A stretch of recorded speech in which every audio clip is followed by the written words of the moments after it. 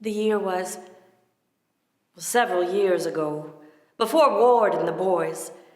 Seems like a lifetime ago. Honest. Seems like forever. You see, it was the war, and I was a simple college girl. I wanted to do what I could, but, well, I'm not made out for machines.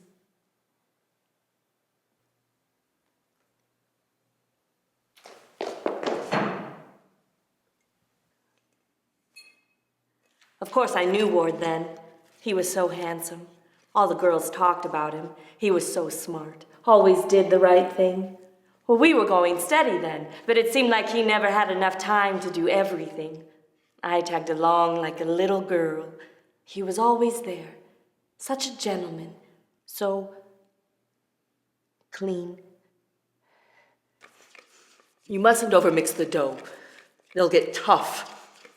Chewy. No one likes chewy snickerdoodles. No one.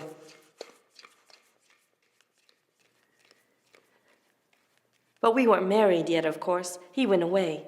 Was that his training? I believe so. He didn't end up in the war, of course. He stayed stateside. But he went away for his training. I missed him terrible. But I still felt like I should be doing something too. Something to help out the boys, just like he was. Well, sure, I'm just a girl, but there must be something. I was so happy when he came back home. I remember the day like it was yesterday. Of course, several years have gone by now, but I was so very happy. It's strange.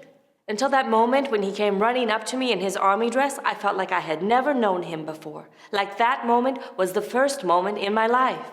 Really, I think that at that moment, I stopped being June Bronson. That's when I became June Cleaver. Right at that moment, when he came running up to me so fast, I thought he was going to run me right over, run right through me. I think he had a tear in his eye. We were all young, once. I was a very athletic girl. I loved to run, to climb. My mother would be embarrassed if she knew how often I had skinned my knees, but I never cried. A mother can always tell when you've been crying.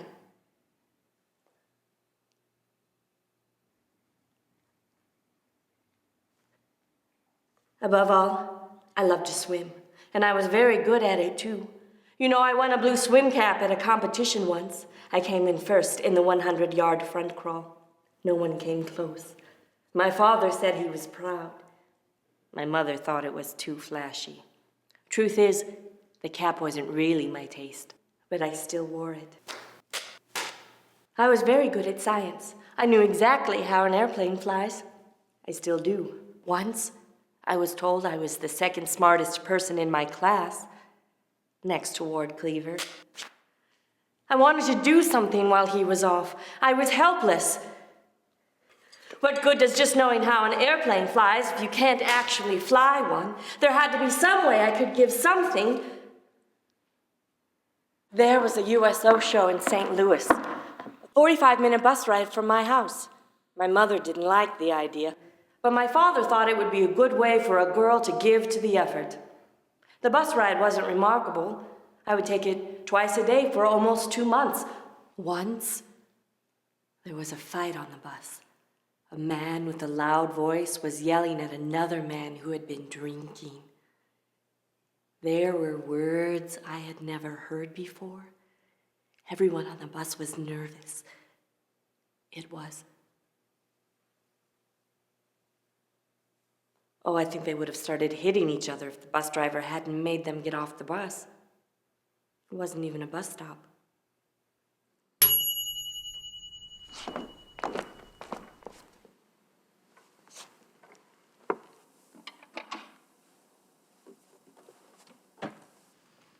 I found my blue swim cap.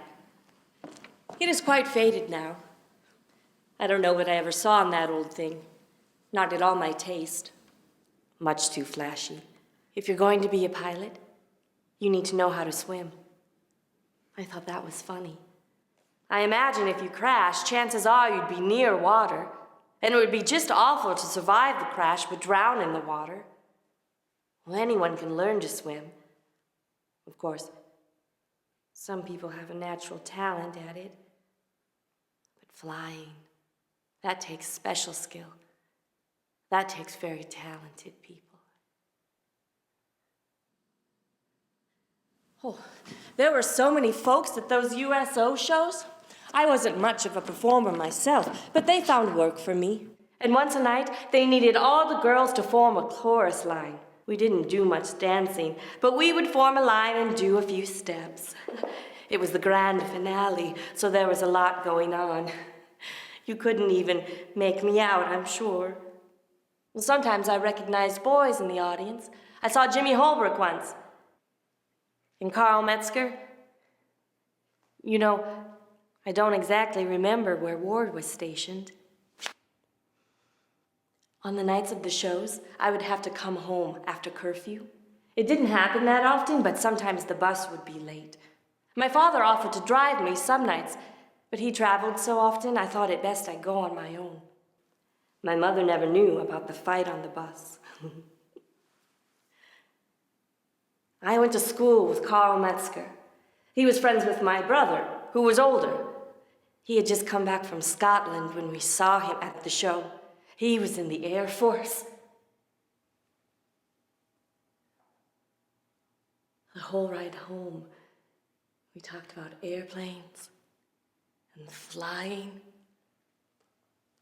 I never thought Carl was the smartest boy, but he had grown up so quickly. He had seen the world and seen it from above. You can't use salted butter in the snickerdoodles. I know that sounds like common sense, but most girls these days don't learn the basics. There are so many distractions. I can only hope my boys will find a pleasant girl who can keep a nice house.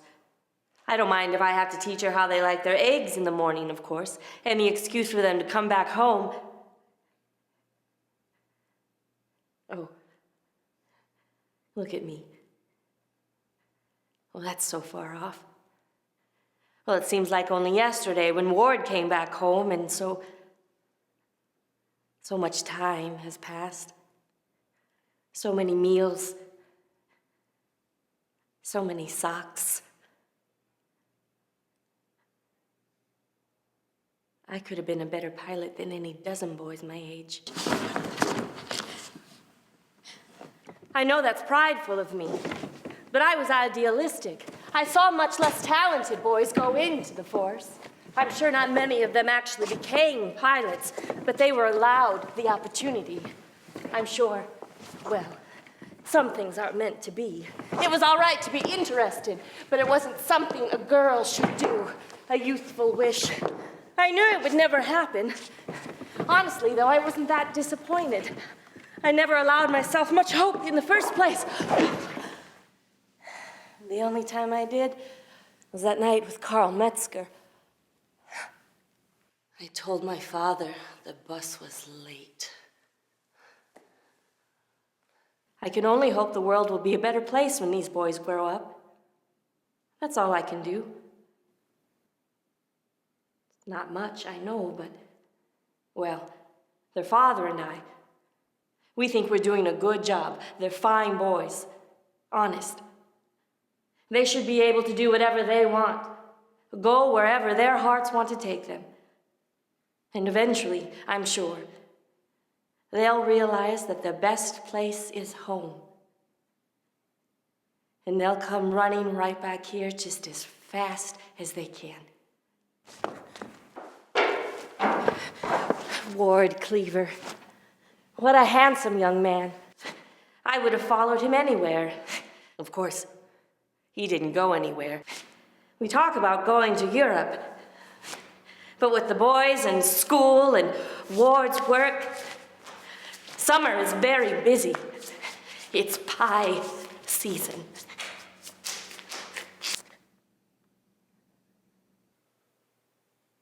Carl Metzger was redeployed to Italy just before the war ended. I never saw him again.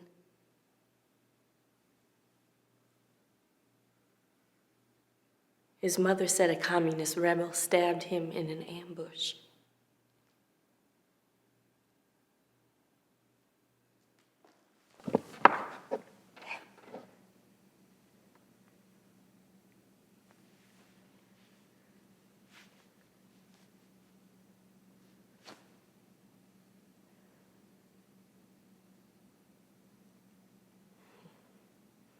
Ward and I went to the service.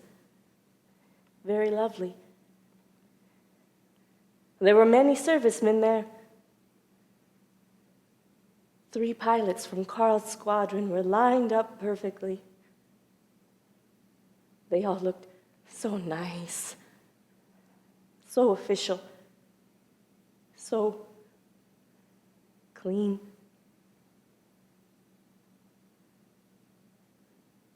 Our wedding was modest. We wanted it simple. After all, I already knew that I was Mrs. Ward Cleaver. It was the happiest day of my life. I would never be happier again. But that moment, when he came running up to me in his army dress as if he was rushing to catch me from falling off a cliff, that moment is very special. He ran so fast, it almost made me run the other way. Ran so fast at me with that tear in his eye that I rocked back on my heels a bit, almost spun around in a flash and ran the other way, almost ran as far and as fast as I could. Almost. But I might have fallen off that cliff. And then where would I be? Just falling. High up, watching the ground fly toward me.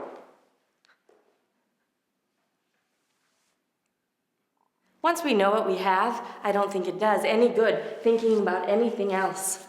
There's scarcely a moment to dwell on such things.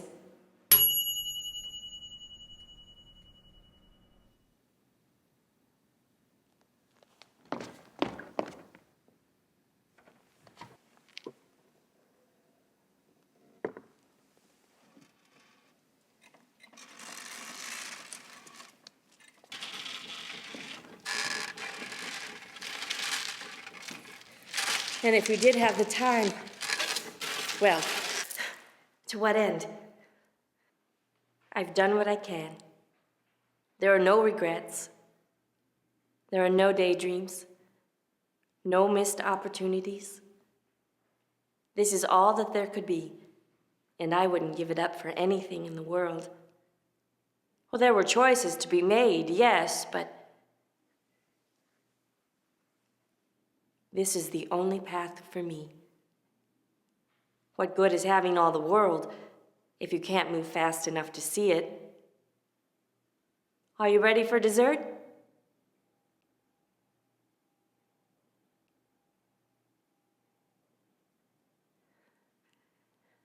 Are you ready for dessert? Yes, it's a very special dessert. Very, very special.